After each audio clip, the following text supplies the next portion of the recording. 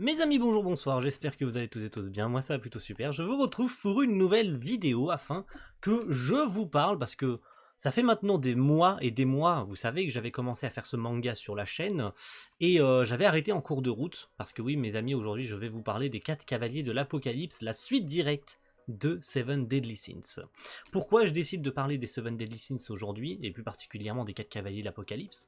Parce que chez Pika Édition, vient tout juste de sortir les 2 premiers volumes des 4 cavaliers de l'Apocalypse. Je me les suis procurés, malgré le fait que je lise les scans, je vais évidemment me prononcer par rapport à ça, les raisons qui font que je n'ai pas continué les scans des 4 cavaliers de l'Apocalypse, afin d'apporter bien sûr des réponses aux questions qui m'ont été maintes et maintes fois posées dans les commentaires en mode ça serait bien que tu continues les 4 cavaliers et tout et tout et tout. C'est vraiment une dinguerie en ce moment, je sais, parce que je continue à lire les scans des 4 cavaliers. Mais il y a aussi évidemment cette sortie en volume relié chez Pika Édition, qui est aussi très importante par rapport à la trad, par rapport peut-être à la qualité du produit, parce qu'on sait que Pika Édition, après Seven Deadly Sins, ça allait être impossible qu'ils n'annoncent pas ce manga des 4 cavaliers. Il y a eu le fait que j'ai hésité à le prendre, bref, tous ces petits points on va les évoquer. Donc le premier point, c'est donc cette sortie en volume relié des 4 cavaliers de l'Apocalypse, donc des 2 premiers volumes qui sont ici chez Pika Édition. On savait déjà depuis fin 2021 que ça allait sortir en février, et non, début mars, non, c'est sorti il y a pas longtemps. Non, en février, non, c'est sorti mi-février je crois, si je me trompe pas, si je dis pas de la merde, je crois le courant du 15-16 février. J'ai hésité à me les prendre, parce que pour la simple et bonne raison c'est que je lis les scans, donc je voyais pas forcément l'intérêt de me les procurer, même si j'ai également à l'époque hésité longuement à me prendre toute la collection des Nanatsu no Taizai. Donc finalement j'ai franchi le pas, parce que je voulais pas trop me procurer trop de séries en même temps, parce que les budgets manga, faut faire quand même attention au budget manga, parce que j'ai quand même 4, 5, 6 séries en cours, donc me prendre une 7ème série, ça me semblait impossible, en plus dans mon budget. Donc finalement, j'ai craqué pour cette édition donc de chez Pika Édition, très sympathique. Donc voilà, ça ressemble un peu, ça a cette gueule là, c'est pas mal du tout, franchement, c'est assez quali, c'est assez bien.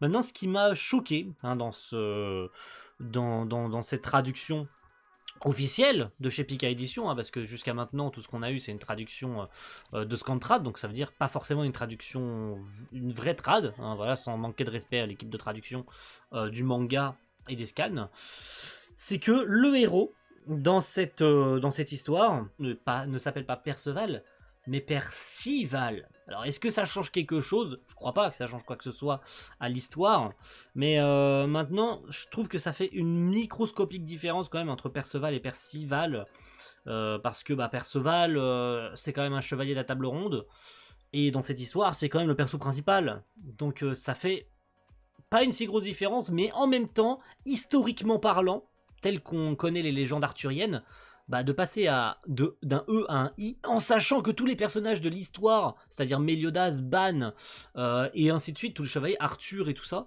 ont tous, eux, leur nom des légendes arthuriennes. Parce que Méliodas, c'est un roi, Ban, c'est également un roi qui a existé dans la légende arthurienne, Arthur lui-même existe, il y a même Excalibur, il y a Merlin, il y a... Tous ces personnages-là sont des parties intégrantes de la légende arthurienne. Mais changer Perceval en Percival, je sais pas si c'est vraiment logique. Après, c'est la traduction de chez Pika Édition, je vais pas la critiquer, c'est comme ça qu'ils ont appelé le héros. Maintenant, je sais pas du tout si c'est comme ça qu'il s'appelle en VO, bien sûr. Mais il me semble que si, il s'appelle vraiment comme ça en VO. Mais voilà, pour pas me tromper. Donc voilà la gueule qu'a ce premier volume. Donc c'est la couverture qu'on a classiquement dans les volumes japonais, étant donné que nous, on a bientôt 3 volumes. Donc le 3e devrait sortir au mois de avril-mai, je crois, si je me trompe pas, j'ai pas rechecké depuis. Donc il devrait pas tarder à sortir le 3e volume. Donc on devrait rattraper assez rapidement le Japon, qui en a 6, bientôt 7. Donc voilà, on devrait rattraper assez rapidement le Japon là-dessus. Et donc ce deuxième, il ressemble à ceci. Donc je crois que ça couvre jusqu'au chapitre, pour l'instant, ça couvre jusqu'au chapitre 14 du manga. Donc on devrait rattraper assez ça rapidement, incessamment sous peu, parce que le manga a atteint la barre des 50 chapitres, il me semble qu'il en a 52 actuellement, 52, 53. Donc voilà. Donc en ce qui concerne maintenant le deuxième point, c'est-à-dire pourquoi je ne fais plus les 4 cavaliers de l'Apocalypse sur la chaîne. Parce que finalement c'est une question assez récurrente qui revient, parce qu'on me dit souvent ce serait bien que tu reprennes les 4 cavaliers, c'est sympa en ce moment, machin. J'ai eu un coup de mou avec les cavaliers à un moment donné, notamment dans les chapitres 20, 30, où j'ai laissé tomber le manga pendant une bonne période. J'ai vraiment arrêter complètement de lire. En plus l'apparition des scans prennent leur temps, hein, la personne ou les personnes qui traduisent les scans prennent vachement leur temps. Après on leur en veut pas, hein, c'est du bénévolat, donc forcément on a une différence de 1, 2, 3 semaines parfois entre la sortie japonaise et chez nous. Donc ça a pris leur temps. Et la direction que prenait le scénario ne me plaisait, mais alors pas du tout. Alors pas du tout, hein, parce qu'il y en a qui ont quand même eu du mal à se lancer avec le héros Perceval qui est là. Hein. Je continuerai à l'appeler Perceval. Donc notre héros Perceval ici, notre petit héros qui a quand même 16 ans. Est-ce que vous lui donneriez 16 ans? Non, non, vous ne lui donneriez pas 16 ans. Et forcément ça a commencé à rebuter des gens, puis Dakaba est revenu soit dans ses bonnes, soit dans ses mauvaises habitudes scénaristiques. Donc on a eu pas mal de facilité pour se sortir de certaines situations face aux méchants, etc. Et ces facilités m'ont complètement fait décrocher du scénario. Finalement, on revient sur ce que j'aime en ce moment, surtout avec surtout avec ce qu'il y a en ce moment dans le manga. C'est ce que j'aime tout particulièrement. Donc ça m'a happé petit à petit à revenir et à lire les chapitres, à les rattraper. Et finalement, ce qui se passe en ce moment, j'adore énormément ce qui se passe en ce moment dans le manga. On est sur un tournant, on est sur des événements qui vont changer, je pense, l'histoire du manga. Parce qu'au début, c'est surtout de l'introduction, c'est surtout de la mise en forme, et c'est surtout de l'explication. Hein, c'est de l'explication de savoir pourquoi les chevaliers, pourquoi il faut rencontrer Serre, pourquoi ils rencontrent tel perso, pourquoi est-ce qu'ils veulent les arrêter, tatati. C'est plein de questions qui chamboulent le lecteur, mais ces questions, il faut qu'elles aient des réponses au bout d'un moment.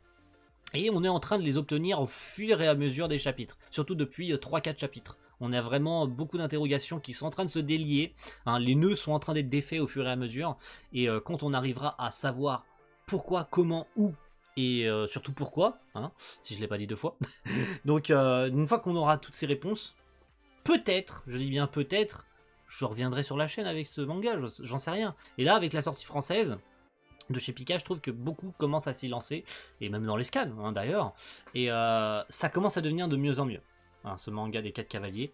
Donc c'est sympa en ce moment, franchement, on s'en sort bien. Donc je continuerai à acheter cette édition de chez Pika Édition. N'hésitez pas à me dire ce que vous en pensez, si vous avez commencé le manga récemment, d'ailleurs, avec ces 2 premiers volumes, ou si vous en avez acheté qu'un seul, n'hésitez pas à me faire des retours sur ça. Est-ce que vous, en tant que nouveau lecteur, vous voudriez que je vous fasse des réactions du manga plus tard, si jamais vous avez la flemme d'attendre les volumes reliés, ce que beaucoup font, hein, moi je le fais exactement, c'est pour cette raison d'ailleurs je le fais aussi, hein, c'est que j'aime beaucoup l'auteur, j'aime beaucoup ce qu'il fait. J'ai beau lire les scans, je le fais avec Eden Zero, avec même d'autres mangas, My Hero Academia, j'ai lu pendant un certain temps les scans, mais ça m'a pas poussé à arrêter à acheter les volumes. J'ai beau lire les scans des Cavaliers de l'Apocalypse, j'achète les volumes parce que j'aime l'auteur, parce que je soutiens les auteurs. Voilà. Et en plus, maintenant qu'on a de plus en plus de plateformes, notamment Manga Plus, qui sortent les mangas en scan, légalement, en plus, hein, on n'est même plus dans l'illégalité, c'est légalement, même s'il existe toujours de l'illégalité, bah on peut quand même soutenir l'auteur. On peut quand même soutenir l'auteur pour cette raison-là. Pour certaines éditions, même collector, avec une que je vous tease, ça va arriver, pas tout de suite, parce qu'il y aura des choses à dire sur cette édition-là, mais je vous tease, hein, c'est un animé qui est toujours en cours chez la Toei Animation. C'est une édition, d'ailleurs, c'est l'édition Katzenban du manga qui vient tout juste de sortir en France, et il y a des choses pas forcément très bonnes à dire dessus, et ça va arriver.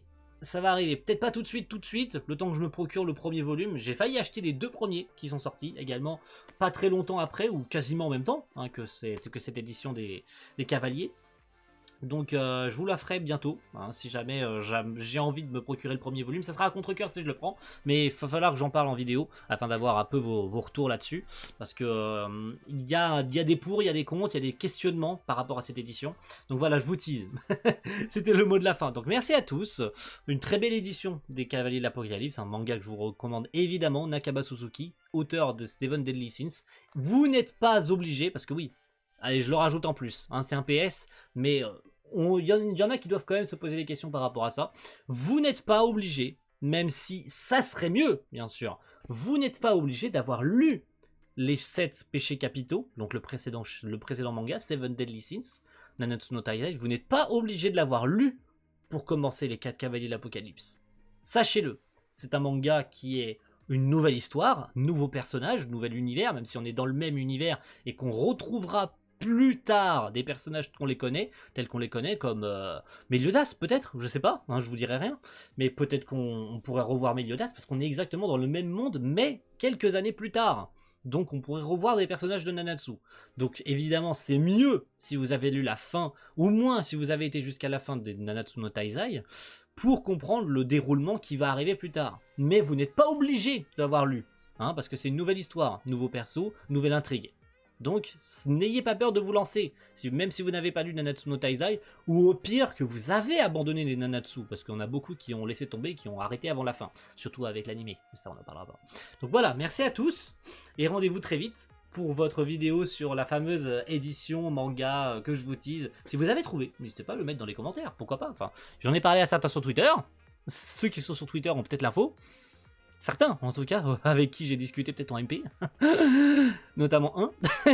Je vous dis, c'est rien, mais ça arrivera dans les prochains jours, donc restez à l'affût. Hein, cliquez sur la cloche, abonnez-vous pour suivre les vidéos, c'est important. Je commence à faire de la pub parce que je suis un radin.